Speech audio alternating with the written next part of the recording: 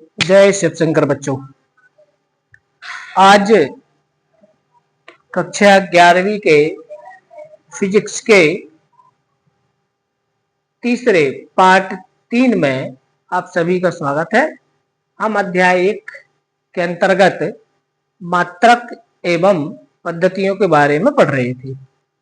बच्चों, पिछले लेक्चर में हमने जो कुछ पढ़ा था उस पर मैं थोड़ा सा व्यू दे दूं आपको। पहले पार्ट में हमने पढ़ा था, फिजिक्स की डेफिनेशन आदि को समझा था, मूल राशियां, व्युत्पन्न राशियां आदि के बारे में समझा था, और साथ ही हमने इसके अगले वाले में मात्रकों की विभिन्न पद्धतियों के बारे में पढ़ा था। ठीक है। अब मात्रकों की विभिन्न पद्धतियां जो हमने पढ़ी थी उसमें हमने पढ़ी थी सीजीएस पद्धति, एफवीएस पद्धति, एमकेएस पद्धति और एसआई पद्धति। अब इस अगले लेक्चर में साथ में हमने उसमें एसआई पद्धति के बारे में थोड़ा डिटेल पढ़ा था कि एसआई पद्धति में 7 हमारी मूल राशियां होती हैं और 2 उसमें पूरक राशियां होती हैं। उनके मूल मात्रकों के बारे में पढ़ा, मूल मात्रकों के संकेतों के बारे में पढ़ा, आदि आदि। अब हमारे पास आ जाता है कि एसआई पद्धति के हमें लाभ क्या है। जो एसआई पद्धति है वो मैंने आपको बताया कि सबसे इम्पोर्टेंट जो पद्धति है वो है हमारी कौन सी पद्धति? एसआई पद्धति। तो एसआई पद्धति के हमारे लिए लाभ क्या है, क्यों हम एसआई पद्धति को इतना उसके बारे में स्टडी करते हैं। तो बच्चों यहां से शुरू करेंगे। आज हम एसआई बहुत सिखा रही।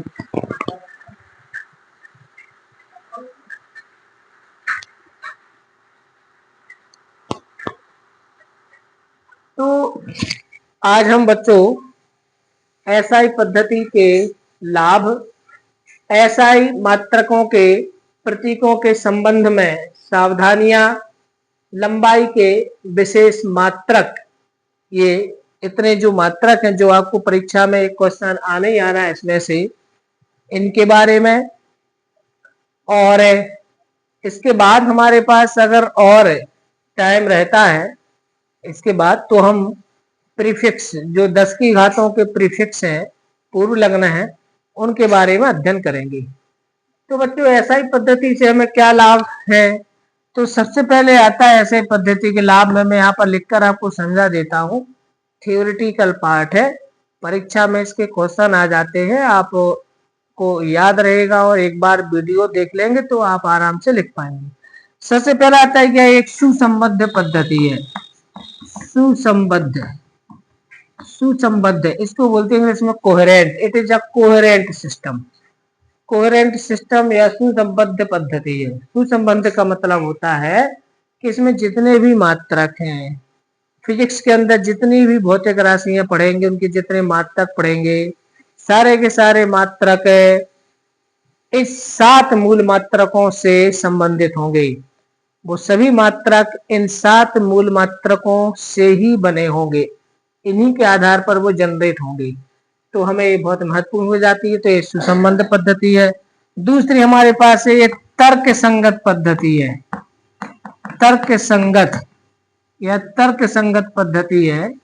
तर्क संगत का मतलब क्या हुआ? ये रिलेशन पद्धति, ये रेशनल पद्धति है। तर्क संगत मतलब रेशनल, अर्थात इसमें क्या होता है, इसमें एक भौतिक राशि का एक ही मात्रक होता है, एक प्रकार की भौतिक राशि का। जैसे मैं बात करूं ऊर्जा, ध्यान देना बच्चों, ऊर्जा। तो ऊर्जा के कई रूपों में हम पढ़ते हैं। ऊष्मीय ऊर्जा, विद्युत ऊर्जा, पेशीय ऊर्जा, चुंबकीय ऊर्जा, भूगर्भीय ऊर्जा, सौर ऊर्जा, नाभिकीय ऊर्जा, रासायनिक ऊर्जा। हम कितनी सारी ऊर्जाओं के बारे में पढ़ते हैं, लेकिन सभी प्रकार की ऊर्जाओं का एक ही मात्रक होगा, जूल। इसके पहले क्या होता था कि अलग अलग तरीके से जब हम पढ़ते थे दूसरी पद्धतियों में, तो उनके मात्रक भी अलग अलग होते थे, तो याद रखने में दिक्कत होती थी। तो यह एक तर्क संगत रेशनल पद्धति है। अर्थात इस पद्धति में ऊर्जा का केवल मतलब एक भौतिक राशि का एक ही मात्रक प्रयोग किया जाता है। अगला आता है ये पूर्ण पद्धति है, यह एब्सोल्यूट या पूर्ण पद्धति है। एब्सोल्यूट पद्धति है, पूर्ण पद्धति। पूर्ण पद्धति का मतलब होता है जो इसको थोड़ा सा बाद में समझ में आएगा। इस पद्धति में क्या होता है कि कोई गुरुत्वीय मात्रक प्रयोग नहीं किया जाता है। ऐसा ही पद्धति में गुरुत्वीय मात्रक, अब गुरुत्वीय मात्रा का ग्रेविटेशनल यूनिट क्या होता है, तो हम जब ग्रेविटेशन वाले चैप्टर पर या फोर्स वाले चैप्टर पर आएंगे तो वहां पर आपको बताएंगे। तो अपने आप में एक पूर्ण पद्धति है, ठीक। यहाँ पर उसके बारे में ज्यादा डिस्कस करना आपको समझ से थोड़ा सा पड़े होगा, लेकिन जहां पर आएगा हम वहां बता देंगे, ठीक है ना। अगला आता है एक मीट्रिक पद्धति है। मीट्रिक मीट्रिक पद्धति तो सीजीएस भी थी, हाँ सीजीएस भी थी। यह एक मीट्रिक पद्धति है। मीट्रिक पद्धति का मतलब होता है कि इसमें एक दूसरे को चेंज करने में 10 की घातों का प्रयोग किया जाता है। बस एक मात्रक को दूसरे मात्रक में ले जाने में, जैसे मुझे किलोमीटर को मीटर में ले जाना है तो मुझे 1000 10 घात 3 से काम है। अगर मुझे मीटर से सेंटीमीटर में ले जाना है तो मुझे 10 घात 2 अर्थात 100 से काम है। अगर सेंटीमीटर से मुझे मिली में ले जाना है तो वगैरह वगैरह। तो इस पद्धति में क्या होता है, मीट्रिक सिस्टम होता है। अर्थात इस पद्धति में जो है हम एक दूसरे में जब उसको चेंज करते हैं तो केवल 10 की घातों में ही हमारा काम चलता रहता है।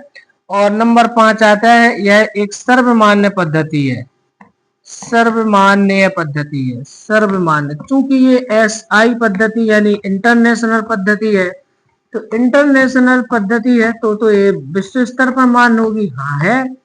तो ये एक सर्वमान्य पद्धति है, अर्थात सब जगह इसका यूज किया जाता है, सब जगह इसका प्रयोग किया जाता है। तो बच्चों हमें एसआई पद्धति के क्या लाभ मिले, हमें एसआई पद्धति के लाभ मिले, ध्यान दें। पहला, यह एक सुसंगत पद्धति, सुसंबद्ध पद्धति है। अर्थात इसमें सारे के सारे मात्रक जो एसआई पद्धति की मूल मात्रक है उन्हीं से जनरेट होंगे।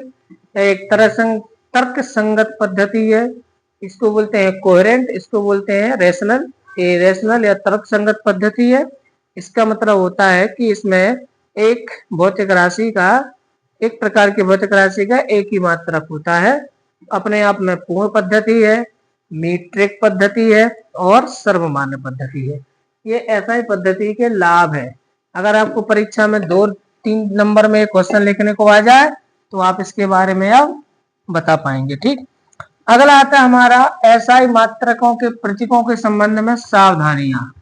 ये सावधानियां क्या हमें पढ़नी है, कौन सी सावधानियां हमें रखनी है, ये कह क्या रहा है ये जानकारी। ये टॉपिक है एसआई मात्रकों के प्रतीकों के संबंध में सावधानियां। एसआई मात्रकों के प्रतीक क्या थे आप याद करिए। मीटर के लिए हमने एम लिखा था, सेकंड के लिए एस लिखा था, एम्पियर के लिए ए लिखा था, केल्विन के लिए के लिखा था, कैंडेला के लिए सीडी आदि आदि एसआई पद्धति में हमने लिखे हुए थे। तो बच्चों इनको लिखते समय हमें क्या सावधानियां रखनी है, उन सावधानियों पर यहाँ बात हो रही है। तो सबसे पहले होता है बच्चों यहाँ पर कि प्रतीकों के बाद कोई विराम चिन्ह नहीं लगाया जाता है, ये आपको ध्यान रखना है। प्रतीकों के बाद कोई विराम चिन्ह नहीं, जैसे कि मुझे मान लो 2 मीटर या 5 मीटर लिखना है तो ऐसा नहीं कि 2 लिखा और फिर एम डैश लगा विराम लगा दिया और 5 लिख दिया। तो बच्चे इसमें ध्यान रखना है कि प्रतीकों के बाद किसी प्रकार के विराम चिन्हों का प्रयोग नहीं होता है। विराम चिन्हों का प्रयोग नहीं, विराम चिन्ह का प्रयोग नहीं करते हैं, याद रहेगा ना इनको लिखते समय। दूसरा आता है हमारे विराम चिन्हों का प्रयोग कैसा कि 4 मीटर को 4 मीटर नहीं लिखना है। इसके बाद हमारे पास आता है जो मात्रक वैज्ञानिकों के नाम पर बने हैं, ये बात मैंने आपको कल भी बताई थी। जो मात्रक साइंटिस्टों के नाम पर बने हैं उनका सिंबल कैपिटल लेटर लिखा जाएगा, है ना। तो वैज्ञानिक के नाम पर जो संकेत होगा, वैज्ञानिक के नाम पर जो मात्रक होगा, मात्रक उसका संकेत कैपिटल लेटर होगा। जैसे इसमें एम्पियर का ए होता है, केल्विन का के होता है, न्यूटन का एन होता है, जूल का जे होता है, इस टाइप से। तो ये कैपिटल लेटर अगर आ रहा है किसी भौतिक राशि के मात्रक के संकेत में, अगर कैपिटल लेटर आ रहा है तो आप दिमाग में समझ जाइए कि इस भौतिक राशि के मात्रक किसी साइंटिस्ट के नाम पर बनाया गया है। यानी एम्पियर भी एक साइंटिस्ट है, केल्विन भी एक साइंटिस्ट है, न्यूटन भी एक साइंटिस्ट है, फिजिसिस्ट है, और जूल भी एक साइंटिस्ट है, फिजिसिस्ट है। अब इसमें एक और ध्यान रखना है, अगर हम कभी किसी मात्रक का पूरा नाम लिखते हैं तो सारे के सारे लेटर्स स्मॉल रहेंगे। जैसे मैंने लिखा 5 एम्पियर तो ऐसा लिखेंगे, लेकिन अगर मैं पूरा लिखूं 5 एम्पियर तो AMPERE तो ये ऐसा लिखा जाएगा। मतलब ये आप देख पा रहे हैं इसको, ये स्मॉल लेटर से स्टार्ट हुआ है और इसका जब हमने संकेत लिखा था तो कैपिटल लेटर में था। तो अगर हम किसी वैज्ञानिक संकेतन, जो वैज्ञानिक के नाम पर मात्रक है, उसका संकेत लिखेंगे तो कैपिटल लेटर होगा, और उसका जब पूरा नाम लिखेंगे तो फिर सारे के सारे स्मॉल लेटर लेना है। ऐसा नहीं आप इसमें फर्स्ट लेटर कैपिटल ले लें। इसी प्रकार केल्विन को तो KELVIN लिखेंगे। जैसे मुझे मान लो 40 केल्विन लिखना है तो मुझे सारे के सारे स्मॉल लेटर लेना है, मुझे के कैपिटल नहीं बनाना है। ठीक है, तो ये हमारी अगली सावधानी हुई। उसके बाद अगली सावधानी हमारे पास है कि मात्रकों को लिखते समय एक ध्यान रखना है कि इनका कोई बहुवचन वाला रूप नहीं लिखा जाता है। मात्रकों का कोई प्लूरल फॉर्म नहीं लिखा जाता है। जैसे मैंने बोला 5 मीटर, तो आपको ये नहीं लिखना है 5 मीटर्स, तो मीटर्स में एस नहीं लगाना है कि आप 5 बोलो। आप बोलो कि सर ये तो 5 है, बहुवचन में आएगा तो 2 एस लगा देते हैं, वो नहीं करना है। जैसे लिखा 6 kg तो इसको 6 kg एस नहीं लिखना है, एस नहीं, मतलब इसको प्लूरल फॉर्म में नहीं लिखा जाता है। ठीक है, ये ध्यान रखना है। 1 मीटर होगा तब भी 1 m लिखा जाएगा, 100 मीटर होगा तब भी 100 m लिखा जाएगा। इसी प्रकार से 1 kg होगा तब भी 1 kg, और 100 kg हो तब भी kg ही लिखा जाएगा। इनमें आपको क्या नहीं करना है, किसी प्रकार के जो है प्लूरल या बहुवचन का प्रयोग नहीं करना है। ठीक है ना। अच्छा, एक और बस लास्ट इसमें ध्यान रखना है सावधानी, अगर किसी संकेत के साथ मीटर आता है तो फिर मीटर को बाद में लिखना है। जैसे मुझे मान लीजिए न्यूटन मीटर लिखना है, 5 न्यूटन मीटर, तो मुझे ऐसे लिखना पड़ेगा 5 न्यूटन मीटर। ऐसा नहीं लिखना है कि मीटर पहले और न्यूटन बाद में, ये नहीं। मतलब मीटर के बारे में एक संकेतन दिया हुआ है कि अगर आता है तो इसको हमें बाद में लिखना है, अन्य मात्रक को पहले लिखना है। ये कुछ सावधानियां हैं। पहला क्या, मैं फिर से रिवाइज कर दूं, विराम चिन्ह का प्रयोग नहीं करना है मात्रकों को लिखते समय। वैज्ञानिक संकेतन, वैज्ञानिकों के नाम पर जो संकेत होंगे उनके सिंबल कैपिटल लेटर होंगे, और पूरा नाम लिखेंगे तो सारे लेटर स्मॉल होंगे। और इसमें प्लूरल फॉर्म अर्थात बहुवचन का प्रयोग नहीं करते हैं। मीटर को मीटर्स या किलोग्राम को किलोग्राम्स आदि नहीं लिखना है। और अगर मीटर आया हुआ है यूनिट किसी अन्य यूनिट के साथ तो उसको बाद में लिखना है। ये कुछ सावधानियां आपको इसमें ध्यान रखनी है। ठीक है, ये हमारा दूसरा टॉपिक भी खत्म हो गया। अब लिखा है लंबाई के विशेष मात्रक। इसमें से एक क्वेश्चन आपको परीक्षा में आने वाला है। इसमें से आपका मतलब पेपर होगा और आपको इनसे परिचित हो जाओगे आप। तो इसमें से आपको 1-2 क्वेश्चन परीक्षा में आएंगे, और मैं इस पर ज्यादा से ज्यादा समय लेना चाहूंगा इन मात्रकों के बारे में स्पेशली। बच्चों, हमने लंबाई के कई मात्रक यूज करते हैं। देखें, फुट, सेंटीमीटर, मीटर तो हमने पढ़ ही रखे हैं।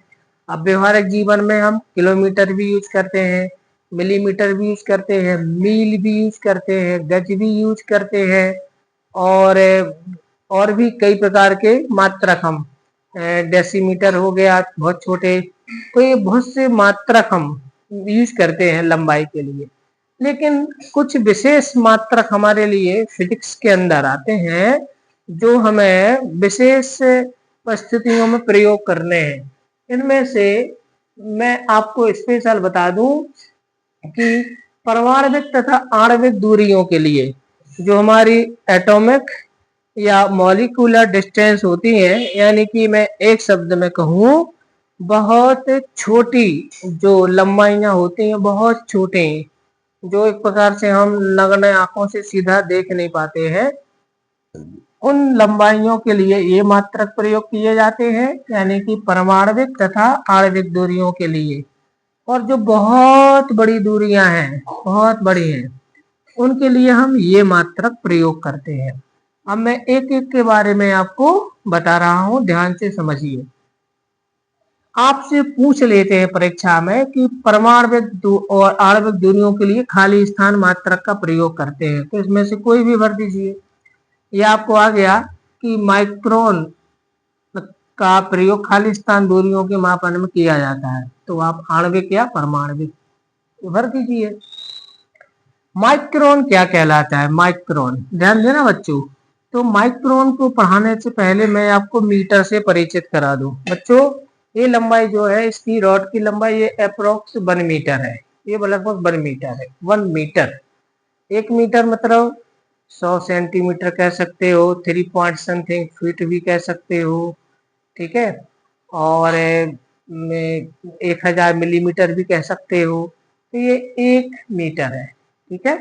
अब ये मीटर एसआई पद्धति है, तो हम इन सारे के सारे यूनिट को इस मीटर के टर्म्स में आपको समझाएंगे, इन टर्म्स ऑफ मीटर। तो आप मीटर को अच्छी तरह से समझ लें। 1 मीटर, ये अप्रोक्सीमेट लंबाई जो है 1 मीटर है, ये अच्छी तरह से देख लीजिए, 1 मीटर है, ठीक है ना। आपकी जो लंबाई है, आपकी लंबाई तो आपकी लगभग आधी लंबाई, कमर के थोड़ा सा ऊपर तक, वहां तक 1 मीटर हो जाएगा, ठीक है। तो ये हमारी 1 मीटर लंबाई है, ठीक है। तो अब जरा इस पर ध्यान दीजिए, 1 मीटर पर। तो माइक्रोन होता है ना, जो माइक्रोन, माइक्रोन का मतलब होता है 10⁻⁻6 मीटर। ये 10⁻⁻6 मीटर, इसको अपन 1 माइक्रोन या 1 माइक्रोमीटर बोलते हैं। तो बच्चों 10⁻⁻6 मीटर का मतलब क्या हुआ? 10⁻6 का मतलब हुआ, आप जोड़ लीजिए, इकाई, दहाई, सैकड़ा, हजार, 10,000, लाख और फिर 10 लाख। तो 1 मीटर का 10 लाखवां भाग, 1 मीटर का कौन सा भाग, कौन सा भाग बच्चों? 10 लाखवां भाग। 10 लाखवां मतलब, जैसे मैं ये 1 मीटर लंबा एक लकड़ी का टुकड़ा है, इसके मैं बराबर लंबाई के 10 लाख टुकड़े कर दूं। कितने कर दूं बच्चों? 10 लाख, मतलब इसको बिल्कुल पिस ही जाएगा, ये तो पिस जाएगा। तो उसके मैं 10 लाख टुकड़े कर दूं, तो एक टुकड़े की जो लंबाई होगी वो 1 माइक्रोन कहलाती है। आई थिंक आप समझ गए होंगे माइक्रोन कितना कहलाता है। और इसको सिंबॉलिकली लिखते हैं, 1 माइक्रोन इक्वल टू 10⁻⁻6 मीटर। 10⁻⁻6 मतलब, 10⁻⁻6 मतलब इसको लिख सकते हैं 1/10⁻6, ए प्लस में आ जाएगा मीटर। मीटर, इसका मतलब 1 के बाद 6 जीरो लगा दो, मीटर। अब इसको पढ़ लो, इकाई, दहाई, सैकड़ा, हजार, 10,000, लाख, 10 लाख। तो 1 मीटर का 10 लाखवां हिस्सा, भाग, 1 माइक्रोन कहलाता है। अब आप इसको समझ गए होंगे। नैनोमीटर, नैनोमीटर मतलब होता है 10⁻⁻9 मीटर। तो 1 मीटर का ये कौन सा हिस्सा कहलाया? आइए इसको भी हम क्रिया करते हैं। तो ये मान लीजिए, 10⁻⁻9 मीटर है। अब मैं इसको नीचे ले जाता हूं तो 9, तो यहाँ पर 3 जीरो और बढ़ा देंगे, तो ये 1 2 3 4 5 6 7 8 9। अब इसको पढ़िए, इकाई, दहाई, सैकड़ा, हजार, 10,000, लाख, 10 लाख, करोड़, 10 करोड़, अरब। तो 1 मीटर का अरबवां हिस्सा, 1 अरबवां, कौन सा? 1 अरब, 1 अरबवां हिस्सा जो होता है, 1 अरबवां, वो आपका क्या कहलाता है बच्चों? क्या कहलाता है बच्चों? उसको अपन बोलते हैं 1 नैनोमीटर। तो नैनोमीटर, और छोटा टुकड़ा हो गया, हो गया ना। अब आता है एंगस्ट्रॉन्ग।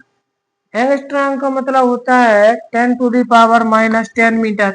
ये और महान है, ये और ही महान है, और छोटा टुकड़ा हो गया। अब ये मैं इसके बारे में थोड़ा और बता दूं बच्चों आपको। ये 10⁻10 मीटर जो है ये परमाणु का साइज है।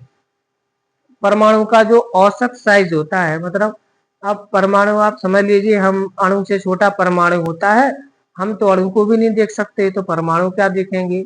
तो परमाणु का जो साइज होता है वो 10⁻10 मीटर होता है।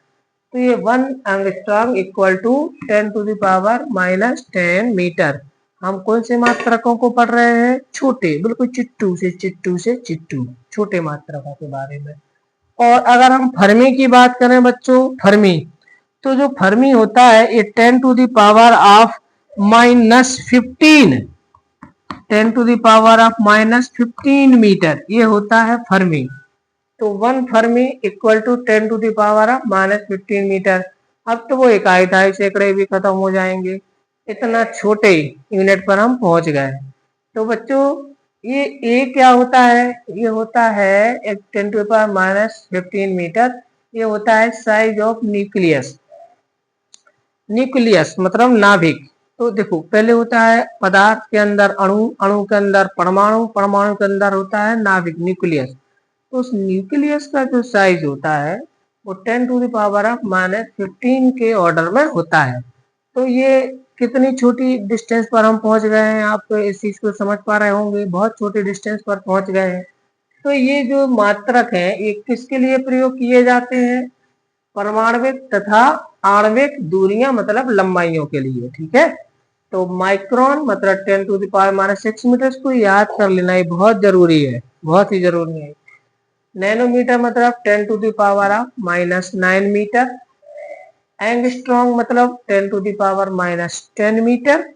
और फर्मी मतलब 10⁻⁻15 मीटर। अब ये फिर से पढ़ने में आएंगे बाद में। अब आते हैं खगोलीय दूरियों के मात्रक। जो खगोलीय दूरियां होती हैं, जो खगोलीय मतलब आसमान में जो दूरियां मेजर की जाती हैं, यूनिवर्स में जो दूरियां मेजर की जाती हैं वो कौन सी कहलाएंगी? खगोलीय। तो खगोलीय दूरियों के लिए जो मात्रक प्रयोग होते हैं वो ये है, ये बहुत बड़े मात्रक हैं, बहुत। अब आइए सबसे पहले हम प्रकाश वर्ष के बारे में पढ़ते हैं। अच्छा बच्चों ये अंग्रेजी है इनकी, ये हिंदी है, ये बोथ आर सेम। बस यहाँ पर थोड़ा सा एक में याद करना है इसमें, इसको बोलते हैं लाइट ईयर। लाइट ईयर बोलते हैं इसको, है ना, और स्मॉल LY लिख देते हैं लाइट ईयर। तो ये लाइट ईयर क्या कहलाता है? तो ये बहुत इंपॉर्टेंट है परीक्षा के लिए, बहुत आएगा ही आएगा, इसका क्वेश्चन आएगा ही आएगा। किसका? प्रकाश वर्ष का, लाइट ईयर का, ठीक है। तो लाइट ईयर के बारे में क्या है, इसको देखने से लगता है जैसे कि ये समय का मात्रक हो, क्योंकि इसमें वर्ष लिखा हुआ है। तो वर्ष से हमें क्या समझ में आता है कि ये समय का मात्रक है, ठीक है। लेकिन ये समय का मात्रक नहीं है बच्चों, ये लंबाई का मात्रक है, ये दूरी का मात्रक है, प्रकाश वर्ष। तो सबसे पहले तो प्रश्न यही आता है परीक्षा में कि प्रकाश वर्ष किस भौतिक राशि का मात्रक है, या 4 ऑप्शन दे रहते हैं, तो आप समझ जाना कि प्रकाश वर्ष दूरी या लंबाई का मात्रक है। अब क्या कहलाता है प्रकाश वर्ष? तो प्रकाश द्वारा एक वर्ष में निर्वात में चली गई दूरी, एक वर्ष में प्रकाश, जैसे मान लो प्रकाश जो होता है बच्चों, उसकी स्पीड होती है 3 लाख किलोमीटर, 3 लाख किलोमीटर पर सेकंड, ये इसकी स्पीड है। किसकी स्पीड है बच्चों? लाइट की, प्रकाश की। जैसे हमने चुटकी बजाई और ये प्रकाश 3 लाख किलोमीटर दूर पहुंच जाएगा, इतना स्पीड से चलता है ये लाइट। तो स्पीड ऑफ लाइट कितनी होती है, ये तो हमें वैसे भी ये वैल्यू आपको हमेशा याद रखनी है फिजिक्स के लिए, इससे बहुत सारे काम हमारे होने वाले हैं। तो इसकी स्पीड होती है 3 लाख किलोमीटर पर सेकंड, वैक्यूम और एयर में। तो अप्रोक्स वैक्यूम में मान लेते हैं तो इतनी होती है। इसको हम ऐसा लिखते हैं मीटर में, 10⁸ मीटर पर सेकंड। ये दोनों एक ही हैं बच्चों, दोनों एक ही हैं। ऊपर वाला जो वैल्यू है वो किलोमीटर पर सेकंड में लिखा है और नीचे वाला जो वैल्यू है वो मीटर पर सेकंड में लिखा है, माने ऐसा सिस्टम में लिखा है। ठीक है, तो प्रकाश 1 सेकंड में 3 लाख किलोमीटर जाता है, तो 1 घंटे में कितना जाएगा? पहले 1 मिनट में कितना जाएगा, तो 60 से गुणा करेंगे। फिर 1 घंटे में कितना जाएगा, तो फिर गुणा 60 से गुणा करेंगे। फिर 1 दिन में कितना जाएगा, तो 24 से गुणा करेंगे। फिर 1 मंथ में कितना जाएगा, 30 से गुणा करेंगे। तो 12 मंथ में कितना जाएगा, 12 से गुणा करेंगे, तब 1 साल का निकलेगा।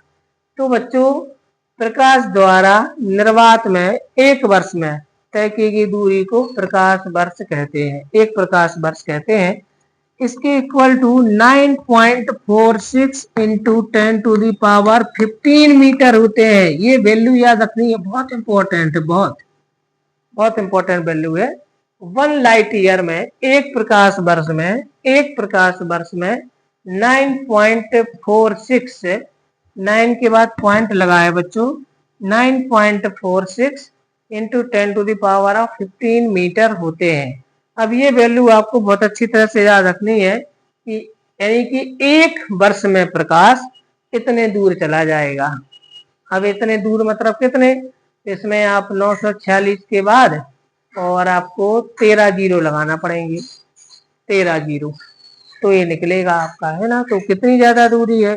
अब आप लोग पेपर पढ़ते होंगे तो अभी पिछले कुछ हफ्ता में पेपर में आया था कि एक और पृथ्वी जैसा ग्रह पृथ्वी से कई गुना बड़ा खोजा गया है, लेकिन वो कई 100 प्रकाश वर्ष दूर है हमसे, यानी वहां प्रकाश को ही पहुंचने में कई 100 साल लगेंगे, तो फिर हम और आपको पहुंचने में तो कितने ही जन्म लग जाए को। तो ये कहलाता है लाइट ईयर। आई होप आप समझ गए होंगे लाइट ईयर क्या कहलाता है। एक बार फिर से एक्सप्लेन कर दूं, प्रकाश द्वारा निर्वात में 1 वर्ष में तय की गई दूरी को 1 प्रकाश वर्ष या 1 लाइट कहते हैं।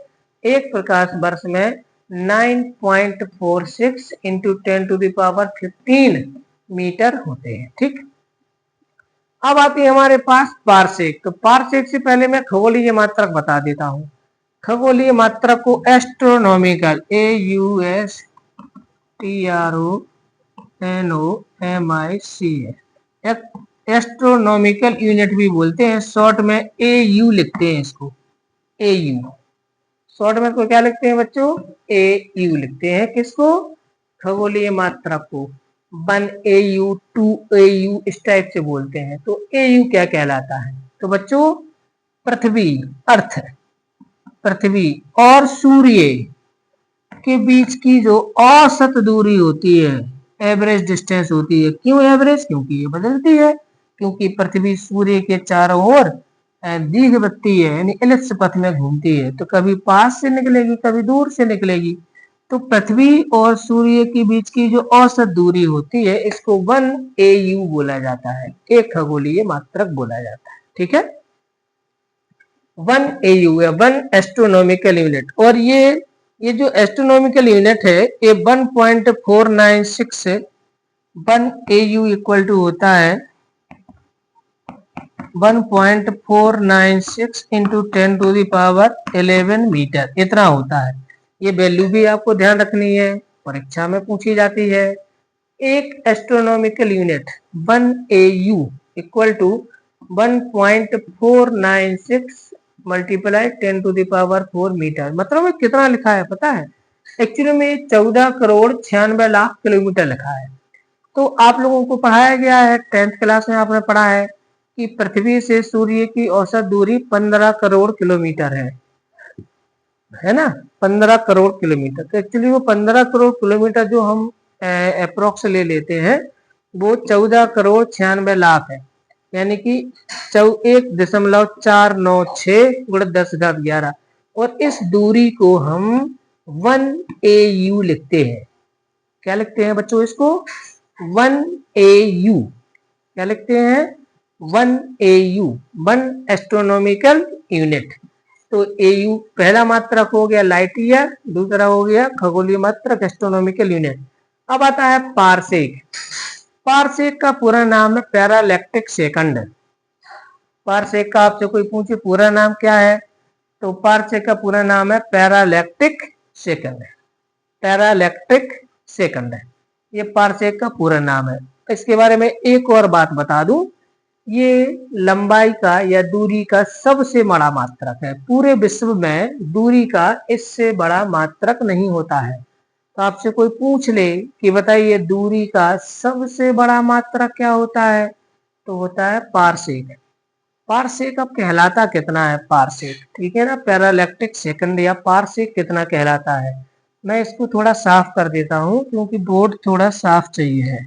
तो पारसेक कितना होता है इसको आप समझ लीजिए। पारसेक बच्चों, ये मान लीजिए ये अर्थ है, अर्थ मतलब पृथ्वी है, और ये मान लीजिए सूर्य है, और दोनों के बीच की दूरी कितनी है, हमने आपको बताई 15 करोड़ किलोमीटर है, 1 AU है, इतना ही है ना, अप्रोक्स 15 करोड़ किलोमीटर। अब अगर मैं इस दूरी को एक चाप मान लूं, आर्क मान लूं, आर्क, तो आपने वो पढ़ा है ना व्रत में, ये सर्कल होता है और सर्कल में ये चाप होता है, और अगर मैं सेंटर से इसको मिला दूं तो ये होता है चाप द्वारा अंतरित कोण, ठीक है ना, एंगल फॉर्म्ड बाय आर्क। तो ये आर्क द्वारा बनाया गया कोण, ठीक है ना। ये अब आप कोण किस में मापते हैं, तो कोण का आपने मात्रक पढ़ा है डिग्री, यानी अंश पढ़ा है ना, अंश में 90 अंश, 70 अंश, 45 अंश, या degree 90 degree, 40 degree, 30 degree etc। तो बच्चों एक अंश में अगर एक अंश के मैं 60 भाग कर दूं, 60 भाग, तो एक भाग को बोलते हैं 1 मिनट। अब ये मैं आपको थोड़ा सा बता दूं, बस इतना ही जान लेना आप, एक अंश के 60वें भाग को 1 मिनट बोलते हैं, और 1 मिनट के 60वें भाग को 1 सेकंड बोलते हैं। ये भी आपके ज्यादा पढ़ने का नहीं है, 11th मैथ्स वाले बच्चों को ये दूसरे तीसरे अध्याय में पढ़ने को मिलेगा, उनको सारा पढ़ना है, ठीक। तो एक अंश कितना कोण कहलाता है आप जानते हो। अब एक अंश का 60वां हिस्सा 1 मिनट कहलाता है, 1 मिनट का 60वां हिस्सा 1 सेकंड कहलाता है, ठीक है ना। तो यहाँ पर सेकंड टाइम का नहीं, एंगल का यूनिट है, यहाँ पर अभी तो बता रहा हूँ। सेकंड मिनट अंश ए टाइम, ये सेकंड मिनट टाइम की यूनिट है ही, पर यहाँ ये एंगल के भी यूनिट है। तो अब एक सेकंड, अब ये देखिए क्या कहलाता है, एक एस्ट्रोनॉमिकल यूनिट, सॉरी एक पार्सेक क्या कहलाता है उसको देखिए। एक पार्सेक कहलाता है कि मान लीजिए मैंने यहां पर इन दोनों को मिलाया, मिलाने से चाप बना, क्या है चाप यूनिवर्स में जिस पॉइंट पर 1 डिग्री का एंगल बनाएगा, कितना एंगल बनाएगा बच्चों, कितना एंगल बनाएगा, 1 डिग्री का एंगल बनाएगा। चाप कितना लंबा लेना है, चाप लेना है पृथ्वी से सूर्य की दूरी के बराबर, इतना लंबा चाप लेना है। अब ये चाप यूनिवर्स के किसी पॉइंट पर, यूनिवर्स का दो तो साइज इनफाइनाइट है, उसके किसी पॉइंट पर ये 1 डिग्री का एंगल बनाए, तो इस पॉइंट की आर्क से जो दूरी है, ये जो दूरी है इसको अपन बोलते हैं 1 पार्सेक, ये है 1 पार्सेक। तो 1 पार्सेक क्या होता है, अगर हम सूर्य और पृथ्वी को के बीच की दूरी को मिलाकर एक चाप बनाए आर्क, अब इस आर्क के द्वारा यूनिवर्स के किसी पॉइंट पर 1 डिग्री का एंगल बनाए, 1 डिग्री का, तो इस 1 डिग्री के एंगल को बनाने के लिए जिस पॉइंट को आप सिलेक्ट करेंगे, इस पॉइंट की इस आर्क से जो दूरी है वो 1 पार्सेक कहलाती है। और 1 पार्सेक लगभग 3.26 लाइट ईयर के बराबर होता है, यानी ये इतनी बड़ी दूरी है कि प्रकाश को भी इस दूरी को तय करने में लगभग 3.25 साल लगेंगे, इतनी बड़ी दूरी है। बताओ आप कितनी बड़ी दूरी है कि प्रकाश को भी अगर मैं यहाँ से टॉर्च को चालू करूं तो टॉर्च में से जो लाइट निकलेगी उस लाइट को भी यहाँ तक जाने में 3.25 साल लगेंगे, जबकि लाइट की स्पीड कितनी होती है, 3 लाख किलोमीटर पर सेकंड होती है। अब आप बताइए पारसेक कितना बड़ा यूनिट हो गया है ना, विश्व में सबसे बड़ा यूनिट है ये लंबाई का। और अगर मैं इसको मीटर में चेंज कर देता हूं तो होता है, मीटर में इसकी वैल्यू होती है 1.496 10⁻11।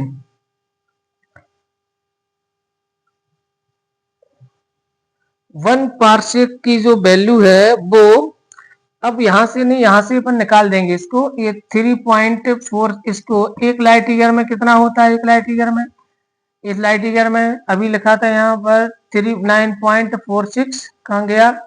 9.46 इंटू 10⁻15।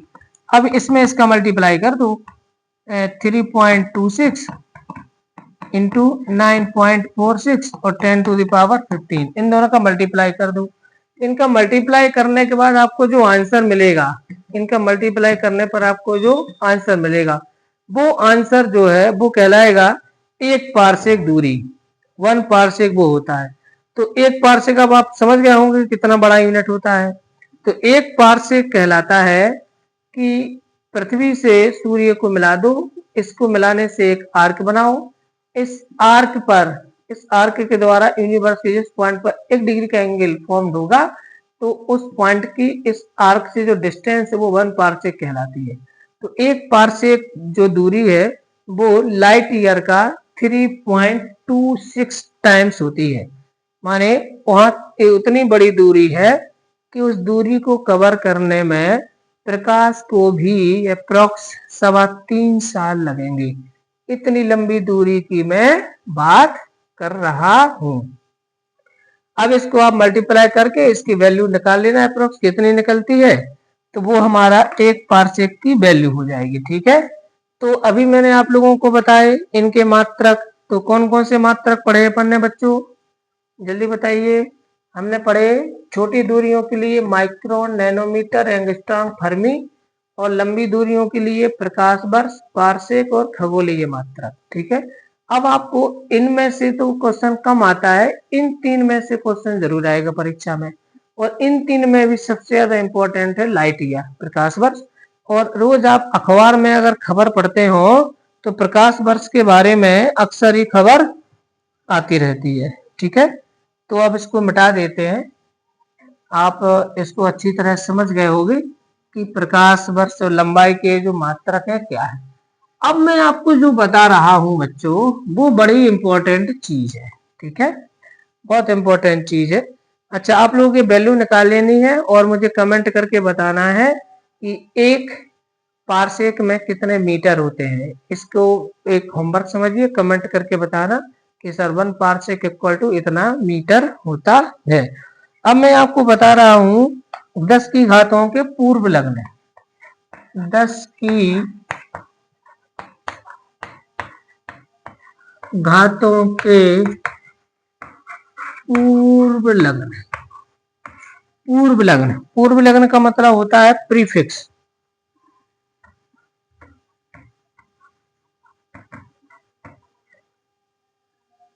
प्रीफिक्स, तो प्रीफिक्स के बारे में बताना है मैंने, है ना।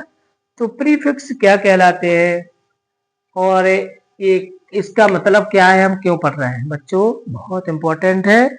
आपको आगे अगर अच्छी फिजिक्स चाहिए है, आपको आईआईटी, नीट आदि की तैयारी करनी है, तो उसमें आपको बहुत सारे न्यूमेरिकल्स क्वेश्चन सॉल्व करने होते हैं, तो उनके लिए बहुत उपयोगी है। और फिजिक्स में तो हर जगह उपयोग आने वाली है।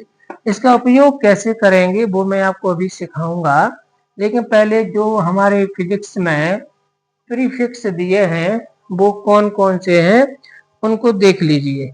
जैसे 10⁻⁻15 से स्टार्ट करते हैं, 18 से। 10⁻⁻18 को बोलते हैं एटो। आप तो बस इतने नाम याद करते जाओ किसको क्या बोलते हैं। 10⁻⁻15 को बोलते हैं फेम2, फेम2 15 10⁻⁻12 को बोलते हैं पिको। पिको कभी कभी पिको भी लिखा रहता है। 10⁻⁻9 को तभी मैंने बोला नैनो बोलते हैं, नैनो। 10⁻⁻6 को माइक्रो बोलते हैं बच्चों, माइक्रो। और 10⁻⁻3 को मिली बोलते हैं, मिली। 10⁻⁻2 को सेंटी बोलते हैं बच्चों, सेंटी। और 10⁻⁻1 को 10⁻, बस यहीं तक दिया हुआ है, 6, 3 और 2 तक।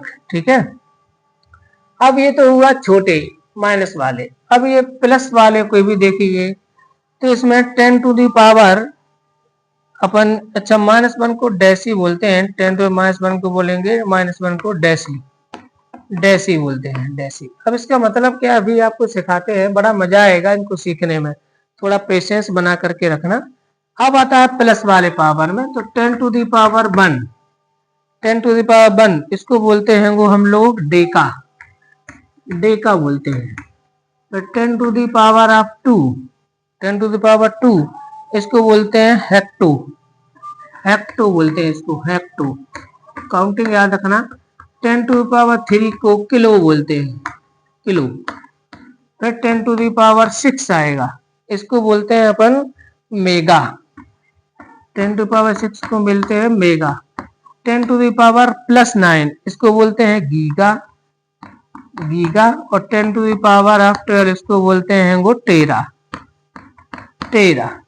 तो ये कुछ प्रीफिक्सेस है, इसको जरा देखिए अच्छी तरह से। थोड़ा मैं वेट करता हूँ, एक बार आप रीड कर ले सबको। 10⁻18 को एटो बोलते हैं, 10⁻15 को फेमटो बोलते हैं, 10⁻12 को पीको बोलते हैं, पिको भी लिखा रहता है। 10⁻9 को नैनो बोलते हैं, 10⁻6 को माइक्रो बोलते हैं, माइक्रो। 10⁻3 को मिली बोला जाता है, 10⁻2 को सेंटी बोला जाता है, 10⁻1 को डेसी बोला जाता है, 10⁻+1 को डेका बोलते हैं, 10⁻+2 को हेक्टो बोलते हैं, 10⁻+3 को किलो बोलते हैं, 10⁻6 को मेगा, 10⁻9 को गीगा और 10⁻12 को टेरा बोलते हैं। ठीक, एक बार फिर से मिला लेते हैं। -1 है तो डेसी, +1 है तो डेका, -2 है तो सेंटी, +2 है तो हेक्टो, -3 है तो मिली, +3 है तो किलो, -6 है तो माइक्रो, +6 है तो मेगा, -9 है तो नैनो, +9 है तो गीगा और -12 है तो पीको और +12 है तो टेरा बोलते हैं। ठीक है ना। अब बच्चों इनका मतलब क्या है, ये आपको एनसीईआरटी बुक में ये दिए हुए हैं। आप एनसीईआरटी की बुक देखोगे तो उसमें फर्स्ट चैप्टर में दिए होंगे या सबसे लास्ट में दिए हैं फिजिक्स में। इनका मतलब क्या है जरा देखिए। जैसे मान लो मैंने आपसे कहा कि बताइए 2 किलो लीटर में, 2 किलो लीटर में कितने लीटर होते हैं। ध्यान देना बच्चों, मैंने बोला 2 किलो लीटर में कितने लीटर होंगे। तो बच्चों किलो किसको बोलते हैं, किलो, किलो का जो प्रीफिक्स होता है वो होता है 10⁻3। किलो अगर कहीं पर प्रीफिक्स है, किलो अगर कहीं प्रीफिक्स मतलब जो पूर्व में जुड़ता है, पहले जुड़ता है, तो अगर कहीं पर किलो जुड़ा है पहले, किलो, तो आपको किलो का मतलब होगा 10⁻3। तो मैं यहां से लिख सकता हूं 2 × 10⁻3 लीटर होता है। 2 kilolitre equal to 2 × 10⁻3 litre, इसका मतलब 2000 लीटर। 2 किलो लीटर मतलब 2000 लीटर होता है। बात समझ आई। जैसे मान लीजिए मैंने लिखा 5 माइक्रोमीटर, 5 माइक्रोमीटर में कितने मीटर होते हैं, 5 माइक्रोमीटर में। तो माइक्रो जरा देखो यहाँ कहाँ है, तो माइक्रो ये है 10⁻6। तो हमें पता है माइक्रो अगर कहीं पर पूर्व लगना प्रीफिक्स है तो माइक्रो का मीन्स 10⁻6 होगा। तो इसका मतलब होगा 5 × 10⁻6 मीटर। तो 1 माइक्रोमीटर इक्वल टू 5 × 10⁻6 मीटर। कितना सिंपल सा है। अगर आपको ये याद है प्रीफिक्स, बहुत काम की चीजें, बहुत कमाल की चीजें बच्चों। इसी प्रकार मैंने मान लीजिए यहाँ पर लिखा, तब देख रहा यूनिट भी होते हैं। जैसे मैंने आपसे बोला कि बताइए 6 डेका, 6 डेका, अब कुछ भी लगा दो, लीटर, मिलीमीटर, मीटर, कुछ भी लगा दो। मैंने बोला 6 डेका मीटर में कितने मीटर होते हैं, 6 डेका मीटर में कितने मीटर होंगे। बहुत सिंपल है, डेका है ना, तो डे का प्रीफिक्स किसका होता है 10 टू पावर 1, यानी कि 10 का आ जाएगा 6 मल्टीप्लाई 10 मीटर होंगे, यानी कि फाइनली 60 मीटर होंगे लोग। तो मैंने डेकामीटर को किस में कन्वर्ट कर दिया, मीटर में। तो अब आप खुद ही बताइए, अगर आपको ये याद है मान लीजिए, तो ये कितनी कमाल की चीज है। तो जब आप फिजिक्स में जगह जगह ये आपको ये डिफरेंट डिफरेंट यूनिट्स दिए रहेंगे, तो उनको पर रटना नहीं पड़ेगा आपको, आपको तो केवल ये प्रीफिक्स याद होना चाहिए। तो अच्छा यही यूज होते हैं, और मैं ये भी बता दूं ये इससे बाहर नहीं जाता है, क्योंकि फिजिक्स है। तो फिजिक्स में जो प्रीफिक्स स्टार्ट में दिए हैं वही आपको यूज करने हैं, अलग से थोड़ी जाएंगे। दूसरी बात, हम एसआई सिस्टम पढ़ेंगे, तो एसआई सिस्टम के बारे में अभी अपन ने पढ़ा था कि यह एक दार्शनिक होती है, मतलब मीट्रिक पद्धति है। तो इसमें सारा का सारा सिस्टम 10 टू द पावर से ही एक दूसरे में रिप्लेस होना है। तो आप मेरी समझ से इसको समझ गए होंगे। तो ये अच्छी तरह से आपको ये पूरे के पूरे प्रीफिक्सेस याद कर लेने हैं, ठीक है। अब मुझे आप लोग कमेंट करके अपना बताना कि आज के लेक्चर में आपको क्या चीज नहीं मिली, और अब और क्या आप इसमें चाहते हैं। अच्छा लगा हो लेक्चर तो बताना लाइक करके, और बुरा लगा हो तो फिर वैसा बताना, ठीक सर। अब हम इसके बाद पढ़ेंगे परिमाण की कोटि, यानी हम देखेंगे कि फिजिक्स में क्या होता है, बहुत बड़े बड़े वैल्यूज होती हैं, बहुत ज्यादा संख्या वाली वैल्यू, तो उनको छोटा करके कैसे लिखना है, तो उसको बोलते हैं उनका संक्षिप्तीकरण, जिसके लिए हमें कोटि की जरूरत होती है, ऑर्डर। तो हम ऑर्डर ऑफ मैग्नीट्यूड या परिमाण की कोटि के बारे में अगले कल के लेक्चर में पढ़ेंगे। इतना आप लोग तैयार कर लेना शीघ्र ही। अभी तो शायद आज और रुक जाएंगे, कल से मैं आपको इसके नोट्स टेलीग्राम पर डालने लगूंगा, तो फिर आप उसमें से अपना फेयर नोट्स तैयार करने लगना, ठीक है। सभी को नमस्ते।